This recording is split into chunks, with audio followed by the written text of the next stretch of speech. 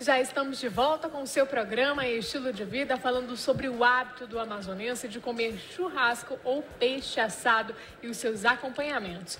Já temos participações, viu, doutor? E vem daqui da capital amazonense e diz assim: o programa tá de parabéns. O assunto muito bom hoje. Beijos. Quem mandou pra gente foi o Ailen Marques, aqui da capital amazonense, e ele já pergunta assim: queria saber se a carne suína é mais saudável do que a carne bovina. E aí, doutor, o que a gente pode falar para ele? Bom, tem profissionais que consideram ela não tão saudável assim. Eu considero a carne suína uma carne saudável.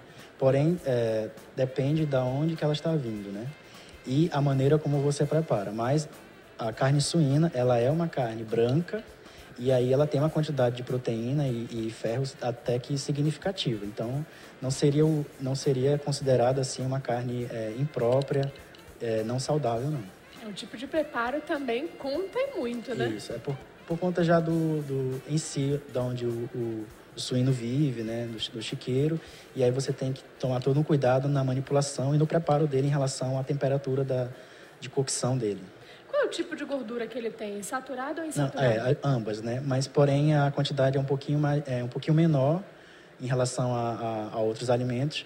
E só que pela carne ser branca, ela não causa tanto malefício assim.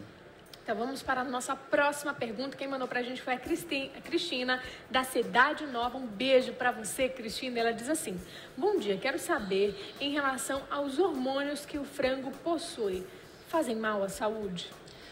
Olha, fazem. Realmente, os hormônios que são inseridos no frango, para ter um aporte maior, um volume maior de muscular neles, né, eles fazem mal. Porém, assim, nem todo mundo utiliza uma quantidade excessiva.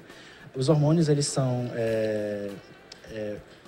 proporcionam ao frango também uma maior consistência muscular.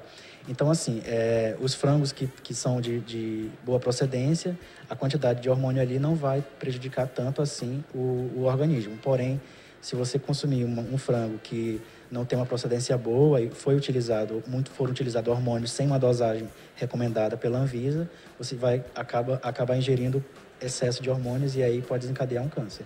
No interior é muito comum as pessoas consumirem bastante o frango caipira. Qual é a diferença dele para o frango de granja? Na verdade, o frango caipira ele é mais uma questão cultural, né? Assim, e o sabor em si. Porém, ele não proporciona uma quantidade significativa de proteína, porque a quantidade de proteína dele é menor em relação ao frango comum, né? Mas é mais em relação ao sabor, por conter um pouquinho mais de gordura e pelo local onde ele vive. E ele também contém hormônios? Não, geralmente o frango caipira não, ele é mais natural possível, assim. Então vamos para a nossa próxima pergunta. Diz assim: gostaria que o entrevistado falasse sobre o pão de alho, um acompanhamento bastante conhecido do churrasco. E aí, doutor, é indicado a gente comer esse pão de alho, que eu já estou sentindo até o cheiro? Não, o pão de alho não faz mal, né? Só que você tem que só prestar atenção em relação à quantidade de manteiga ou margarina que você coloca nessa pasta de alho. Mas assim, o alho ele é benéfico para a saúde, né? Assim como o pão, que é uma fonte de energia, e não deixa de ser um petisco na hora do churrasco. Então não tem uma negatividade nisso, não. O problema é a quantidade que a gente está ingerindo também, né, doutor? Seria bom o consumo numa entrada antes do churrasco, e aí você faria apenas o consumo de pouco pão de alho. Seria o quê? Um pão, em média, mais ou menos assim? Na verdade, a metade de um pão, né? Que geralmente, como a porção que é servida, já sairia bom para uma entrada. Então vamos fazer isso, ficar de olho na quantidade desse pão. A gente recebeu uma mensagem também do Natan Negreiros. Eu gostaria desde já, Natan, de desejar muita paz, muita saúde, amor, porque ele é o meu xará, entre aspas, viu? Você vai entender de casa. Faz aniversário hoje, junto comigo, e tá mandando mensagem também, me parabenizando, e diz assim: hoje uma data muito especial para a nossa querida Nádia. Gostaria de desejar felicitações e longa vida no Amazonsat a ela. Então um beijo para você também, Natan. Natan, de Rio Branco, Acre, que está nos assistindo. Quero comer esse bolo, viu? O bolo faz mal à saúde no acompanhamento aqui do churrasco, mas a gente pode até falar. Não, o bolo, ele, em excesso, claro, por conter açúcar, faz mal. Mas o bolo, assim, de sobremesa não tem problema não também. Normalmente, então, já que é aniversário, em comemorações, o que o amazonense faz? O brasileiro, de forma geral. Tem o churrasco, mas também tem o parabéns, né? E aí tem uma sobremesa que não pode faltar, que é o bolo. Que é o bolo, exatamente. Então vamos falar um pouquinho mais a respeito desses acompanhamentos. A gente tem uma variedade muito grande, né? Sim. O amazonense tem uma criatividade aí enorme em relação a esses petiscos, sempre inventando, inovando. Então vamos lá para a nossa próxima tela interativa, produção, tela interativa número 7, é isso, produção? Aqui pra gente vai aparecer, olha só. Se você tem gastrite, cuidado com o vinagrete. Peixe sem vinagrete não é a mesma coisa, viu, doutor? Não só o vinagrete, na verdade. A farinha também, para quem tem gastrite, ela é um pouquinho agressiva ao estômago, né? Assim, a gastrite na verdade, assim, é uma corrosão, né, da parede do estômago, ou causada geralmente pela bactéria H. pylori. E aí, quem tem esse tipo de patologia não deve ingerir alimentos ricos em ácidos. Por exemplo, o vinagrete, como tem o vinagre, ele é ácido, vai acabar agredindo a parede estomacal. Então, o recomendado, você pode até fazer um vinagrete, mas sem o vinagre. A gente chama um subgrupo do vinagrete. A gente coloca todos os ingredientes, mas acrescenta a água no lugar do vinagre, para poder não ficar tão diferenciado assim em relação ao consumo do peixe, né? Seria uma saladinha, digamos assim. Isso, seria uma salada em substituição ao vinagre. Então vamos lá. Muitas pessoas também colocam limão nesse vinagrete, né, doutor? Que isso. Já é aí também é um outro agente agressor, porque ele é muito mais ácido do que o vinagre, né? Então, quem tem gastrite, o recomendado não seria, na verdade, assim, não é a acidez que vai proporcionar a gastrite. Ela apenas vai causar um desconforto estomacal, né? E aí, mas assim, a recomendação seria menos ácida. Então vamos aqui ler um pouquinho a nossa tela interativa. Ele contém um tipo de ácido que é irritante para o estômago e pode causar um desconforto para quem já tem algum problema. E para quem não tem, se consumir 3 vezes na semana, por exemplo, churrasco ou vinagrete como um tipo de salada, pode, de certa forma, ter uma maior predisposição para essa patologia, gastrite? Não. A gastrite ela é uma patologia causada por uma bactéria, né? Geralmente é dos alimentos ou da água. Quem não tem esse tipo de patologia não tem problema de consumir vinagre ou limão, não. Agora está dizendo aqui uma observação. Não é todo mundo que pode consumi-lo. O ideal é trocá-lo pelo limão, que possui ácido cítrico, que não irrita o estômago, a menos que a pessoa tenha alguma doença, refluxo, por exemplo, gastrite, não deve consumir, então, tudo isso, né? Isso, exatamente. Agora a gente tem outros acompanhamentos. A gente já falou do vinagrete, do pão de alho e a farinha também. A gente já até pontuou alguma coisa, mas peixe sem farinha também não é a mesma coisa, né, doutor? Um pirão. O que seria, qual a melhor opção? Porque muitas pessoas falam que o pirão é mais saudável do que a farinha em si. Então, na verdade, assim, por ser farinha, ela é um carboidrato. E aí você já coloca o arroz em si. E aí o peixe sem realmente a farinha não seria um peixe, né? Então você pode consumir o pirão normalmente com o peixe, não teria necessariamente que incluir o arroz nesse prato, né? Mas realmente meio que inviável consumir o peixe sem a farinha. Outra coisa que não pode faltar também, que a gente encontra nas ruas aqui da capital amazonense, é o queijo coalho assado na brasa, aquele bem douradinho com algumas pontinhas mais escurecidas. Não pode faltar também, né, doutor? Mas assim, em relação ao queijo coalho assado, é um pouquinho complicado por conta da maneira como ele é feito, assim, ou então da procedência. A gente não sabe de onde que veio esse queijo coalho e, assim, não são todos os locais que têm uma boa higiene. E aí, a recomendação seria você apenas prestar atenção aonde você vai consumir esse tipo de produto.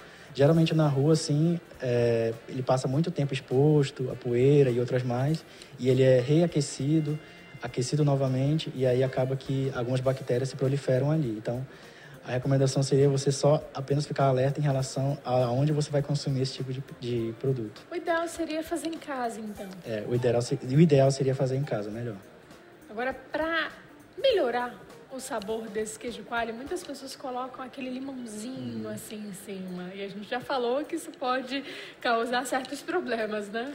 Na verdade, por ter vitamina C e o queijo ele tem uma boa fonte de proteína, seria um pouco absorvida, principalmente em relação à parte estomacal. Mas, assim, pessoas que têm gastrite já não podem fazer esse tipo de consumo desses alimentos. E o queijo, na verdade, o queijo assado, né, é uma coisa bem regional, é um prato é um petisco bem regional, e aí ele geralmente ele é mais inserido no consumo de churrascos daqui da região mesmo. Muito bem. Quantas vezes por semana ou por mês é indicado a gente consumir também, junto com o churrasco, esse queijo coalho assado? Bom, geralmente a média seria de 3 vezes na semana, né? Também. Isso. Vou pedir para a nossa produção colocar a nossa próxima tela interativa, que vem falando um pouquinho mais a respeito desses alimentos. Aqui tem uma dica muito importante, como a gente falou que a farinha não pode faltar, então por que não reinventar uma farinha? Eu falei, inclusive, que o amazonense tem muita criatividade, já inventou aí vários pratos, então não por que a gente fazer isso também com a farinha, ou seja, a farofa. Está dizendo aqui é melhor evitar. Mas, porém, se quiser mesmo assim comer a farofa, faça de uma outra maneira, uma outra versão, substituindo a farinha de mandioca por biscoito de água e sal integral triturado no liquidificador. Muitas pessoas também utilizam a farinha, eu acho que em outras regiões, né, produção? Acho que no Pará a gente encontra muito também, quando eu fui agora, como se fosse um cuscuz. E eles fazem, utilizando aquele amido de milho, uma farofa e colocam vários ingredientes, vários legumes, aí tem a cebola também, tem algum charque, o camarão, que eles utilizam bastante. Então seria substituir essa farinha de mandioca por outra coisa? A substituição da farinha de mandioca aqui para a região norte seria, para o Amazonas, na verdade, ficaria um pouco estranho para consumo com peixe, né? Mas, porém, como algumas pessoas já estão retirando a farinha de mandioca da dieta, do seu prato, e elas estão aderindo novas preparações. E essa seria uma boa opção em relação à substituição da farinha, a inclusão de biscoito de água e sal integral, triturado com a linhaça, que seria uma boa fonte de fibras também. Eu vi também que pode incluir o grão de bico, né? Isso, o grão de bico ele tem uma concentração de proteína e de ferro também, bem importante. Então vamos para a nossa próxima participação. E a pergunta é a seguinte: bom dia. Um bom churrasco sempre pede uma boa bebida. Geralmente a cerveja está na maioria das mesas. Qual seria uma bebida ideal? E o que a gente pode falar a respeito dessa cerveja, doutor? Bem, em relação à bebida, o brasileiro ele consome o churrasco com a cerveja, né? Mas assim, você tem que pensar por um lado em relação à saúde. Se você consumir o churrasco e a cerveja, você vai estar ingerindo mais calorias, né? E aí você teria que ter uma dosagem meio que regular, né? Em relação a isso. Então, ficar de olho também, né? A quantidade. E o que muitas pessoas fazem, inclusive aqui no Amazonas, é comer bebendo. Uma colher de comida, uma refeição e bebendo água. E todo tempo a refeição é assim, acaba que você não consome tudo que você precisa consumir por conta que a água já deu limite. Já o processo, né? Então, a recomendação é que você faça a ingestão de água após a refeição de 15 a 20 minutos, né? Porque você ingerindo água, você acaba que acelerando o processo e alguns nutrientes acabam que não sendo tão absorvidos assim, na verdade metabolizados, né? A quebra a nível de intestino acaba não acontecendo. Agora você imagina aquela farinha ou aquela farofa com um copo de água, o que não acontece no seu estômago, né, doutor? Aumenta um pouco. Então vamos colocar tudo em prática e pensar nisso também. A gente viu aqui rapidinho na nossa primeira tela, que mostra a nossa tela de capa. Daqui a pouquinho gostaria de falar sobre um churrasco que tem aqui, um tipo de espeto que a gente vai encontrar. Obrigada, produção, mas agora a gente vai para o intervalo rapidinho, né? Daqui a pouco a gente volta com mais perguntas, participações através do nosso WhatsApp. Anota aí, 92, código de Manaus, 98111 4512. Até lá.